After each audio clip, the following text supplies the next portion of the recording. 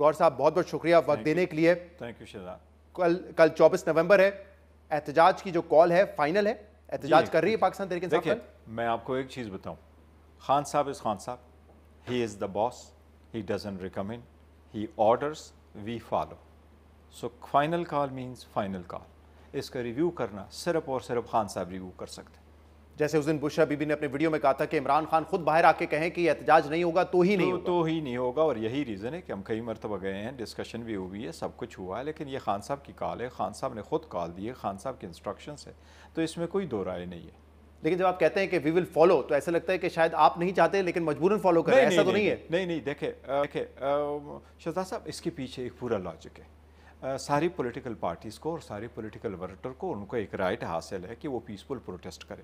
और peaceful protest में एक पॉलिटिकल पार्टी जब कॉल करती है लोगों को, तो कोई पॉलिटिकल पार्टी, मेरा नहीं ख्याल बशमूल पाकिस्तान तहरीक इंसाफ और खान साहब के, वो ये नहीं चाहते कि अपने वर्कर सपोर्टर को कहें कि वो रोडों पे आएँ, वो तकलीफ़ें उठाएँ, वो बर्दाश्त करें, लेकिन पीसफुल इवन प्रोटेस्ट के लिए। लेकिन इसकी पूरे बैकग्राउंड दे के, पहले गुज़ारा 2 साल दे के लोगों के साथ जो सख्तियाँ हुई हैं वो दे के, उसके बाद इलेक्शन में जो हुआ हमारे मैंडेट पे डाका डाला गया, हमने पिटीशन फाइल की, आज तक उन पिटीशन की सुनवाई नहीं हुई, हमारी रिज़र्व सीटें हैं वो हमें नहीं मिली। वो बाकी को तो पुराने वाले छोड़, जो इलेक्शन से पहले हुए, जिस तरीके से हमसे भला छीना गया, हमारे इलेक्शन रिकगनाइज नहीं हुए, हमारे लीडरशिप सारी जो है इन हाइडिंग थी या अरेस्टेड थी, और ख़ान साहब के साथ जिस तरीके से डील किया गया। लेकिन उसके बाद जब हुकूमत बनी, नई हुकूमत जब आई है, फॉर्म 47 की हुकूमत बनी है, उनकी तरफ से फिर क्या हुआ, आज भी हमारी रिजर्व सीटों पर फैसला नहीं हुआ, आज भी जो सेनेट है वो रिप्रेजेंटेशन नहीं है, KPK की रिप्रेजेंटेशन नहीं है। मैं इन मामलों पर तफसील से बात करूंगा, लेकिन गौर साहब कल पेशावर में आप लोगों की सियासी कमेटी की मीटिंग थी,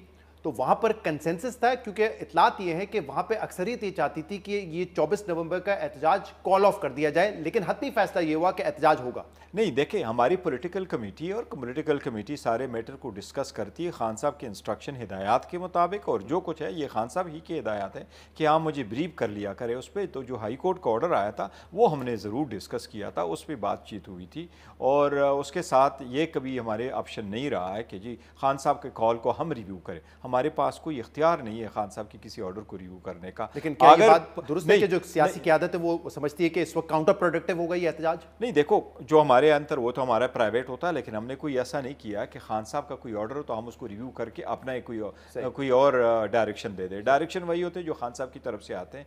पॉलिटिकल पार्टी मैक्सिमम ये करती है कमेटी कि वो जो रिकमेंडेशन है वो खान साहब के पास लेके जाती है, और उसी के लाइट में मजीद डायरेक्शन वगैरह किसी की ज़रूरत हो तो वो लेती है। कुछ दिनों से जो डिस्कशन हो रही है वो ये है कि मुज़ाकरात किस लेवल पर हो रहे हैं, क्या हो रहे हैं, और एंगेजमेंट्स क्या हो रही हैं। और जो सबसे रीसेंट एंगेजमेंट हुई है, वज़ीर दाखिला मोहसिन नकवी का आज आपको कॉल आया, और जो बात रिपोर्ट हुई वो ये है, उन्होंने कहा कि हमने जो बेलारूस के सदर आ रहे हैं उसकी रोशनी में, इस्लामाबाद हाई कोर्ट के फैसले की रोशनी में आपसे ये कहा है कि ये एहतजाज या जलसा नहीं हो सकता। तो और खबरें भी चल रही थी, आपने शायद उनको जवाब देना है, तो आपका क्या रिस्पॉन्स था? देखिए, जहाँ तक उनका ये ताल्लुक है कि मुझे कॉल किया, यस मेरे पास कॉल उनकी आई है, उन्होंने जो इंस्ट्रक्शन जो उन्होंने दिए हैं, टीवी के टिकर चले, यस उन्होंने मुझे इससे आगाह कर लिया कि इस्लामाबाद हाई कोर्ट के एक ऑर्डर आया है। उस हाई कोर्ट के ऑर्डर में एक डायरेक्शन थी, और वो ये थी कि कमेटी कंस्टिट्यूट हो और उसके फर्दर चला जाए। मैंने उनको ये कहा ये पार्टी के साथ में टेकअप करूँगा, हमारी पोलिटिकल कमेटी जो है वो उसको डिस्कस करेगी, and we will get back to you. वो this is the maximum I set, और इस पे हम इंशाल्लाह ताला जो भी इंटरेक्शन हमारा हुआ तो वो हम करेंगे। तो अब तो बहुत कम टाइम रह गया, लेकिन अभी आपने अपनी मीटिंग नहीं, देखे, वो तो हमारा वो तो उन्होंने सिर्फ कंप्लाई कर लिया था, और हमने आपस में ये कमिट नहीं किया कि मैं उसको कब जाऊंगा, क्योंकि ये भी रिपोर्ट हुआ कि शायद 2 मरतबा हमारा राबिता हुआ, हमारा राबिता सिर्फ 1 मरतबा हुआ है। और इसमें यह भी रिपोर्ट हुआ है कि शायद मैंने कमिट किया कि मैं 6 बजे तक उनको इन्फॉर्म करूंगा, वो भी बात नहीं है, वो हम डिस्कस करेंगे क्या कुछ करना है। Now it is too late, तो इंशाल्लाह ताला। लेकिन गौर साहब, ये जो इस्लामाबाद हाई कोर्ट का फैसला है, आपको नहीं लगता कि ये आपके इस एहतजाज में एक बड़ी रुकावट साबित हो सकता है? क्योंकि आज फैसल वाडा साहब ने, आपके पुराने साथी, उन्होंने ये ट्वीट किया हुआ था कि अगर आप आएंगे तौहीन अदालत करेंगे तो हो सकता है कि आपके जो MPs MNAs हैं वो कंटेम्प्ट ऑफ कोर्ट की वजह से नाअहल हो जाएं।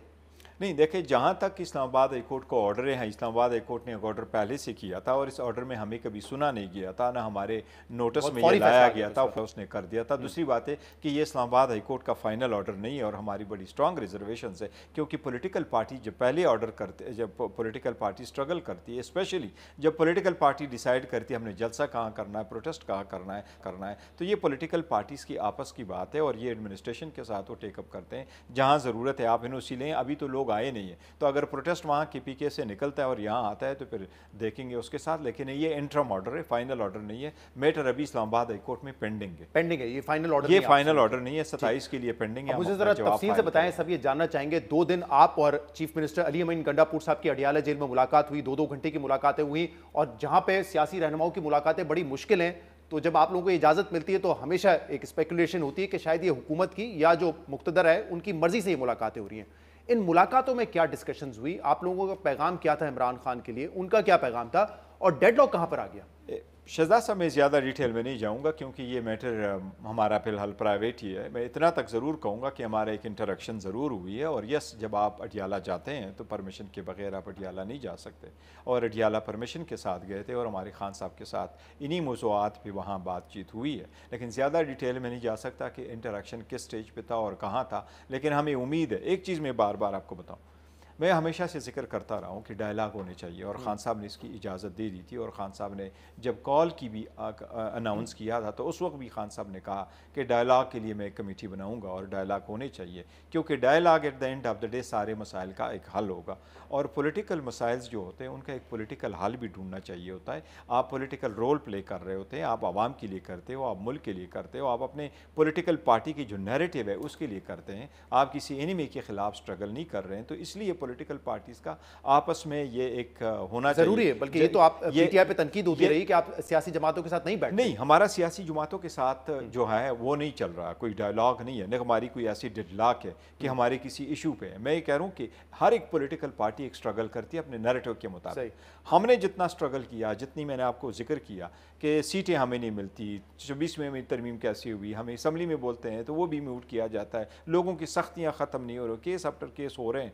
इस चार चीज़ों को वंस एंड फॉर ऑल देखने के लिए we think dialogue is the only way forward. जब आप लोग उनसे मिले बानी पीटीआई से अडियाला जेल में, तो आप लोगों ने इमरान खान से सिर्फ ये रिक्वेस्ट करनी थी कि ये जो एहतजाज है इसको मौखर करें, या उसके लॉजिस्टिक्स क्या होंगे, या किसी के थ्रू कोई पैगाम रसाई हो रही थी जो आप लोग वहां पे पैगाम देखिए, जहां तक इस बात का ताल्लुक है कि हम उनको ये रिक्वेस्ट करें कि पोस्टपोन करे, तो पोस्टपोन तो उसका तो हमारी कोई अंडर डिस्कशन ही कभी नहीं आया। अच्छा। कि आप उसको पोस्टपोन कर दें। हमारी जो बातें इंटरेक्शन इनिशियल लेवल पे जो इंटरेक्शन था, हम उन पे ब्रीफ करते रहे और वो डिस्कशन करते रहे। और खान साहब से जब जब हमारा जिक्र हुआ है तो खान साहब ने खुद मीडिया के सामने, जेल के अंदर भी मीडिया को डिस्क्लोज किया कि मेरे पास ये पैगाम आया और मैंने ये डायरेक्शन दी है। तो हमने ईच एंड एवरी स्टेप जो लिया वो खान साहब के इंस्ट्रक्शन। तो कल जो मोहसिन नकवी साहब ने कहा नहीं कोई किसी किस्म की बातचीत, देखिए मैं भी कहूँगा, देखिए हमारी अगर बातचीत जिसको आप कहेंगे ना, दो चीज़ें, एक अचीविंग अकम्पलिशमेंट करना एक गोल को, और या उसको सिर्फ डिस्कस करना या उसके टॉक अबाउट इट, इसमें थोड़ा सा फ़र्क है।